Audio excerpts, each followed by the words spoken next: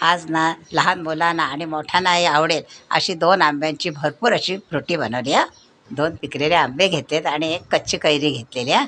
आता ही कच्ची कैरी आहे ती आपण कुकरमध्ये मी उकळून घेतली. हे बघा, ह्याचं सगळं साल काढायचं आणि सारखा गर काढायचा. हे बघा, हा सगळा संपूर्ण गर काढून घ्यायचा.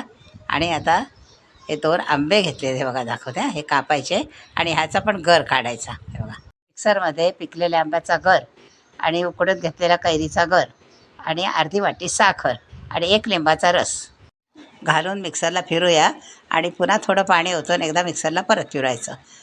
आता हे मिश्रण एका भांड्यात काढून घेऊया आणि 2 ते 3 ग्लास पाणी ओतायचं आणि मिक्स करून घ्यायचं. आहे बघा, मस्तपैकी घरच्या घरी फ्रुटी तयार झालेली आहे.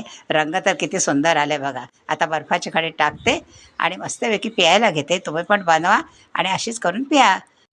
आवडल्यास लाईक करा हां.